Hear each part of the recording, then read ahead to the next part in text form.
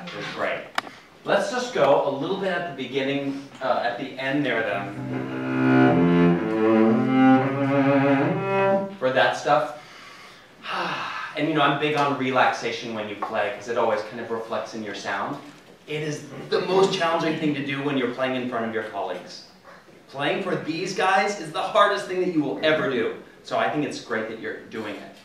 You know, we want to please all of our friends, for one thing. We want to make a good impression on them. And so the fact that it's so hard is great to do it. You know, some of you might feel really great with that uncomfortable feeling, kind of putting yourself out there. That is really good. For me, it drove me crazy for a really long time when I was younger. I would try and rise to the occasion, and I would really fight that feeling of being nervous. But you know what? If you just go with it, you really can make something of it. Kind of just grab the bull by the horns. And if you feel bad, just feel bad. If you feel nervous, just feel nervous. It's much better just to kind of play and use it somehow. If you're able to use that energy, it's really good. You want to just play a little bit from that C?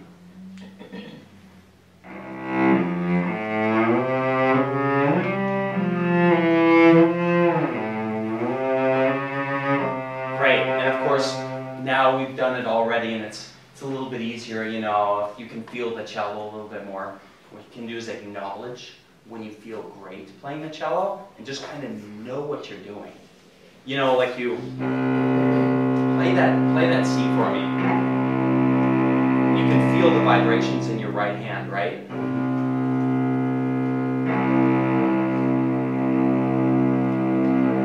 You can even let the cello play. You know what I mean? If you start the note in the right place, the instrument's just going to work. Now, with the expression of that first,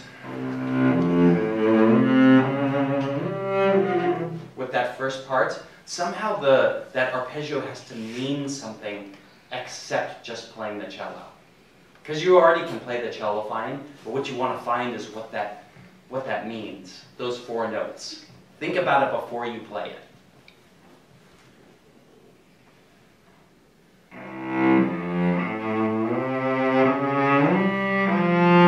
Great. That was awesome. I love the way that your vibrato worked with the phrase. The only thing is that it feels like the first note is like, cello, there's so much cello there. And then, basically the music has to start inside before the first note. Don't worry about that first note. Actually start it up at one time.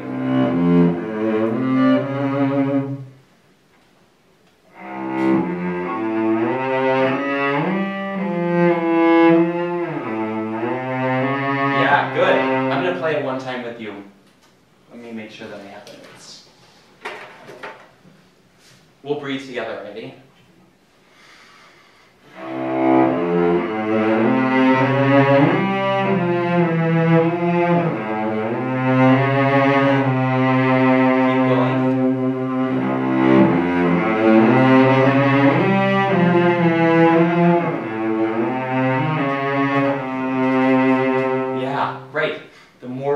And the more you can enjoy yourself in the moment, the nicer it is for these guys. Because then if you get lost in the story, they're like, yeah, okay, he's saying something, you know? Mm-hmm. I would say one rule in music, like there are not a lot of rules really, but one rule is that if you have the same thing twice, you can't play it the same. You do something better with it the second time. So maybe first time.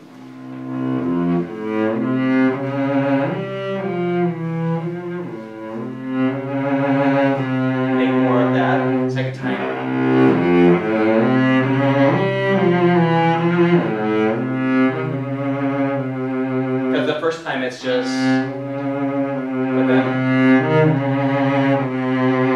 you know, there's something more there.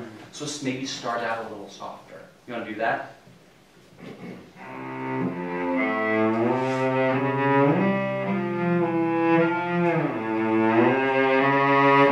Yeah, I like it. I like it. Also, the 4th finger is so sad because it doesn't have vibrato yet. Do a little vibrato on the 4th finger.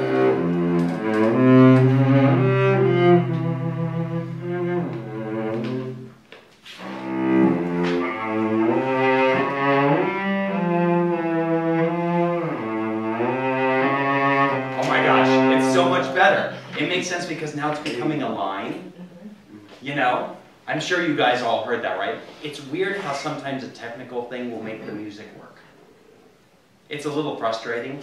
You would think that it wouldn't work like that, but yeah, that's kind of what we are for, and your friends. If you play for your friends, they can say, hey, listen, this was awesome, and maybe you could add a little vibrato on the fourth finger. You know, play for your friends. Actually play for your friends and then play for people that drive you crazy. Because you know, the people that drive you crazy will make you kind of worked up and nervous and distract you. Okay, I'm going to let you play a little bit more. Start the same place and do that vibrato thing. That was great.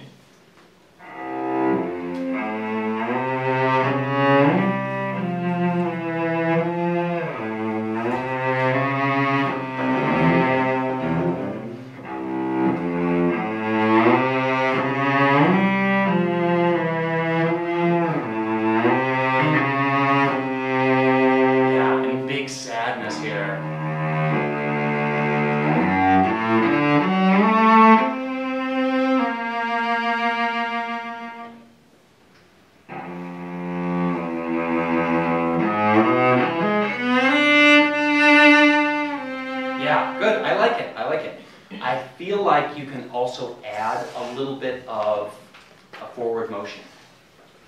Just to, let's see.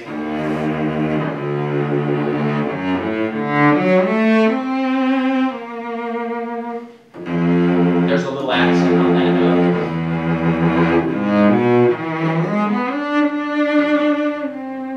Because that whole phrase goes. What you do from this part, I'm going to play it with you and we'll move a little bit. 2,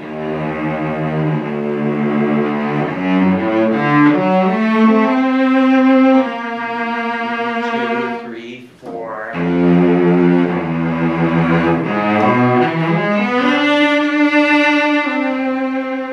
Different sound. Keep going. Phrase keeps going. Finally, after this note, that's kind of where you first take a breath, you know, all this stuff.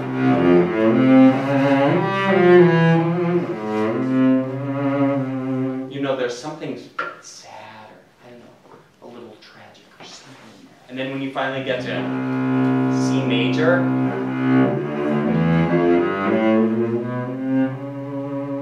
there's a little different sound, right? You have a different feeling. You guys can make yourself feel a certain way, then the audience will feel that way. I used to have a teacher that said, you have to make yourself cry for the audience to cry. That is a really hard thing to do, especially in the practice room. You know, to have that type of inspiration when you go into a practice room all by yourself. Yeah. That takes real investment and coffee, or like sleep. You know, you all know yourselves. If you know that you're going to need to wake up the next morning and you need to get a little bit more sleep, or you need to take a walk to really invest yourself in your practice, you know what you have to do, right? Everybody needs to know themselves, and you kind of work with yourself. You know, you don't want to fight yourself. You want to be your best friend. I had a great teacher. My first and greatest teacher was in Dallas, and he had a rough life. He was in concentration camps, almost killed many times. You know, his life was in danger so much. And anyway, I stayed with him at the end of his life when he was telling us these stories about what had happened to him and all the trouble that he had had. And when he was feeling particularly down, and then you can always tell when someone's kind of like, life is a bit hard. He would say to me, you know, I need to go take a walk and have a talk with my best friend. And it was himself. And you kind of have to be that for, you know, for you. Find out what you need. So yeah, to really invest yourself in this stuff, yeah, play that low C for me before we move on to the next performer. Have a little, before you play that, have a little sunlight inside yourself.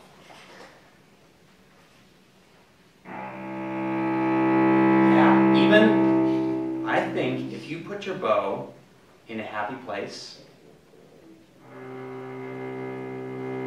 find that happy place and just let your bow move when it wants to. Yeah. A lot of times we feel like we need to make the cello play, like we have to do something to it, but actually it's pretty good on its own. It'll kind of tell you how it wants to be played. Just do that for me. It's easy. It's almost too easy, right? Like you think it's like way harder than it might be. Okay, now breath. Actually, you guys breathe with me. That feels pretty great, right? Before practice. Give yourself a breath like that. Yeah, now add sunlight inside with that breath.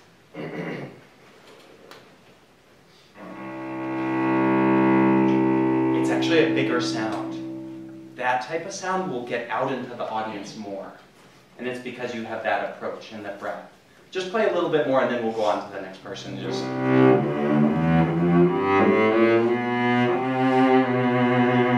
bring out that note a little bit.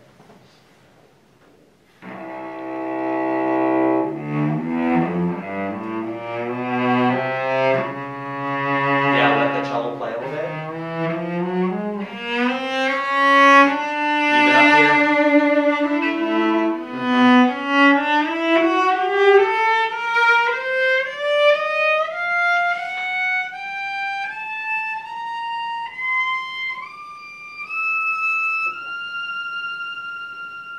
That's beautiful. Really nice. Nice job.